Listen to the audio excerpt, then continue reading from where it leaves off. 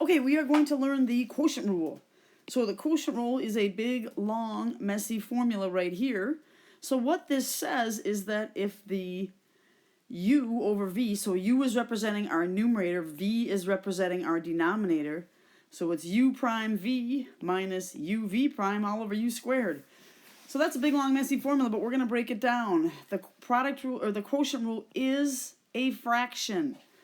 All right, so the top is the numerator, the bottom is the denominator. So in the numerator of the quotient rule, look at this mess. We take the bottom, which is the denominator, times the derivative of the top, the numerator, and then in the middle of the numerator is a minus sign, and then we come back with, in parentheses, of course, we take the top, the numerator, times the derivative of the bottom, the denominator.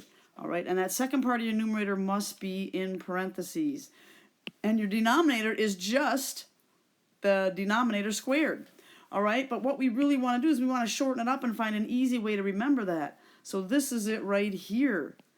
All right, that in blue is what the easiest way that you can remember this. All right, so think of it as on top is the high function, higher up, and on bottom is the low function, lower down. So we sing the song, low d high minus high d low all over low squared. So it's the low function, the denominator, times the derivative of the high, the numerator, minus the high function, the numerator, times the derivative of the low, the denominator, all over the low squared, denominator squared. So this is how you remember it.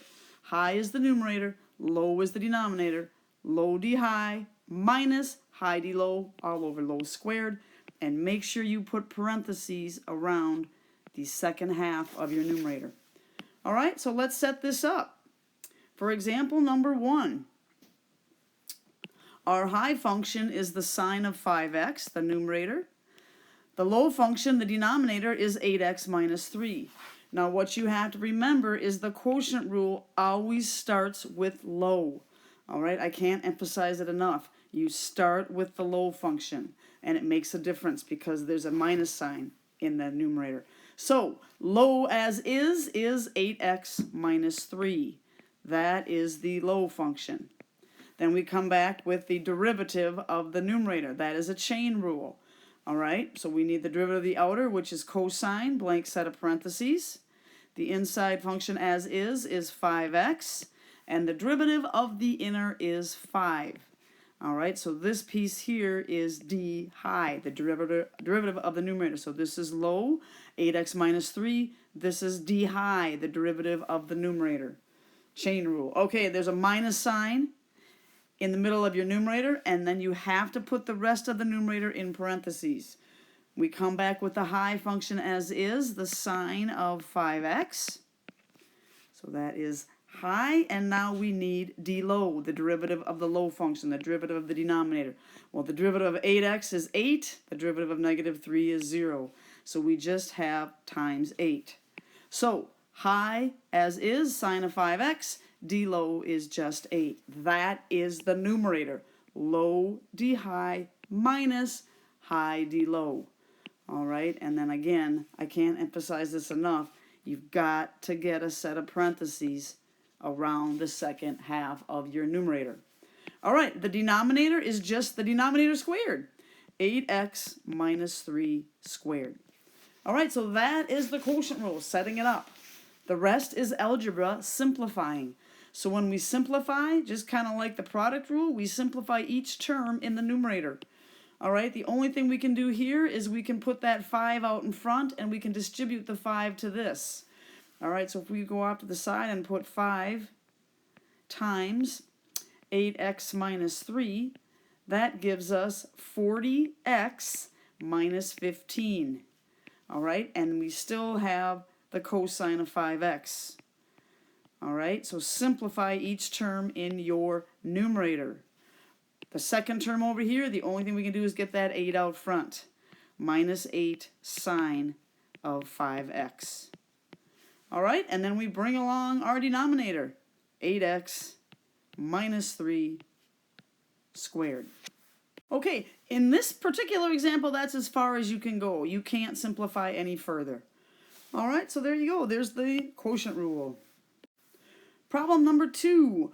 We have a fraction right here, and that's how you recognize that you need the quotient rule. The quotient rule is how you take the derivative of a fraction. All right, our high function is 5x minus 2 to the 7th. To take the derivative of that, that is going to be a chain rule. The low function is 4x plus 9 to the 3rd, our denominator, and that also will be a chain rule when it comes time to take the derivative, d low. So let's set up the quotient rule. We start with low. You have to start with low. So we have 4x plus 9 to the 3rd. That is the low function as is, low. Now we need d high. So that is a chain rule. The derivative of the outer is 7 times something to the 6th. The inner as is 5x minus 2, and don't forget the derivative of the inner is 5. So this whole thing is d high, the derivative of the numerator. Then we have minus parentheses. Now we come back with the high function as is, the numerator as is. So 5x minus 2 to the 7th. So that is high, and now we need d low, and that is a chain rule. The derivative of the outer is 3 times something to the 2nd. The inner as is 4x plus 9, and don't forget the derivative of the inner is 4. All right, so this whole thing right here is d low. So there is our numerator. Low, the denominator as is, times d high, the derivative of the numerator, minus high, the numerator as is, times d low, the derivative of the denominator. And it is all over the denominator squared. So we have 4x plus 9 to the 3rd. That's our denominator, and we square it. Okay, to simplify, it's very, very similar to the product rule. We simplify each term in our numerator. So right up here, you guys, we have a 7 times a 5. We can put 35 out front. We still have 4x plus 9 to the 3rd. We still have 5x minus 2 to the 6th. All right, over here, we've got a 3 and a 4, so we can put a 12 out front. There's a 12. We still have 5x minus 2 to the 7th. We still have 4x plus 9 squared. All right, so there's our numerator simplified. On the bottom, the rule when you're raising one power to another is you multiply. So your denominator becomes 4x plus 9 to the 6th. All right, next thing we have to do is we have to factor the numerator. All right, so we are going to factor the numerator, and it's very, very similar to what you did with the product rule. A lot of algebra here. So let's look in the numerator. What is common? All right, we've got 4x plus 9. We have 3 of them there, and we've got 2 of them over here. So we put those common factors out front. 4x plus 9 to the 2nd. You pull out the smallest power that you have. All right, also up in the numerator, we have 5x minus 2. We have 6 of them there. We have 7 of them there. We pull out the smallest power of x that we have. 5x minus 2 to the 6th. Now, the two numbers, 35 and 12, there's no common factor there. So we're good. Now we're going to rewrite that binomial up in the numerator. All right, so the 35, when we divide this first term by our common factors, that 35 just comes down. All right, now the 5x minus 2's cancel. There's 6 of them here, there's 6 of them here, those cancel. The 4x plus 9's, there's 3 here and there's 2 here. So there's 1 4x plus 9. All right, now we divide the second term by the common factors. So the 12 is going to come down. There's nothing to divide the 12 by. Over here, the 4x plus 9's are going to cancel. There's 2 here and there's 2 here. When we divide 5x minus 2 to the 7th by 5x minus 2 to the 6th, there is 1 5x minus 2 here. All right, and the denominator just comes along. 4x plus 9 to the 6th. You will never have to take something to the 6th. All right, so let's keep going. Next step, we need to distribute right here.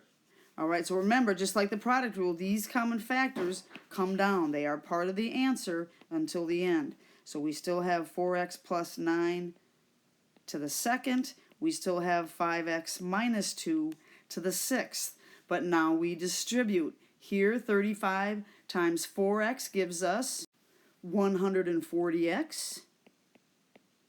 Then we need 35 times 9. That gives us plus 315.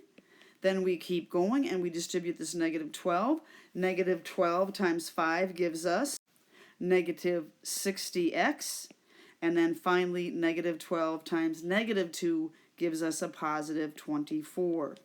And again, your denominator just comes down as is, 4x plus 9 to the sixth. All right, now we keep going. There's still simplifying to do. Again, your common factors come down. All right, we still have 4x plus 9 squared and 5x minus 2 to the sixth.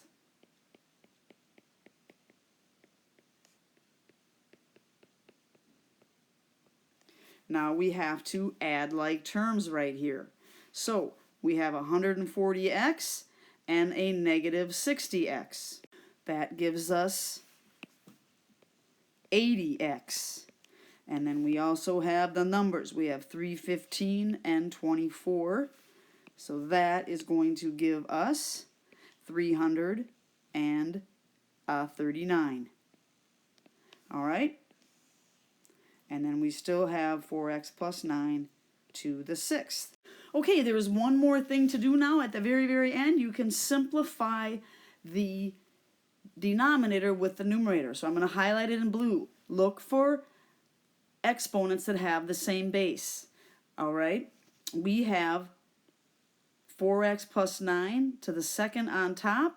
We also have 4x plus 9s on the bottom, this case to the sixth.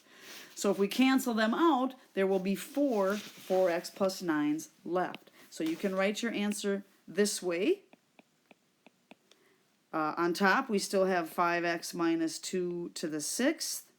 And we still have 80x plus 339. But on the bottom, these cancel out and you're left with 4 on the bottom. So 4x plus 9 to the fourth. So there is one way that you can write your final answer, or you could bring this up to the numerator and make that 4 negative. So the other way to write your answer would be 5x minus 2 to the sixth, 80x plus 339, and then finally it would be 4x plus 9 to the negative 4. All right, so there is another way to write your final answer, either of those that are acceptable. So as you can see, the quotient rule is very messy, and the majority of it is algebra. You got one step of calculus up here, setting up low d high minus high d low, and then we simplified each term in the numerator.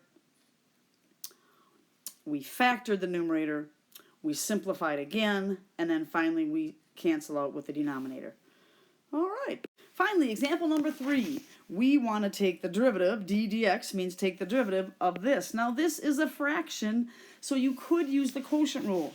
But in calculus, we want to work smarter, not harder. We want to avoid the big, long, messy rules whenever we can. So you always want to check, can I do any algebra first and avoid the big, long, messy rules? And you can in this case right here. We can rewrite this. All right? We can bring this x to the third in the denominator up to the numerator. All right? So I can rewrite this as 5 over 7 times x to the negative 3, and then I can use the power rule, which is way easier. All right, so look for ways to rewrite things algebraically to avoid the big, long, messy rules, because now the derivative is just equal to negative 3 over 1 times 5/7 times x to the negative 3 minus 1. That is our power rule. All right, so that gives us negative 15 over 7 and it's x to the negative 4. And that is our derivative. All right, so that is the quotient rule, how to take the derivative of fractions and how to avoid it. Thanks, calculus.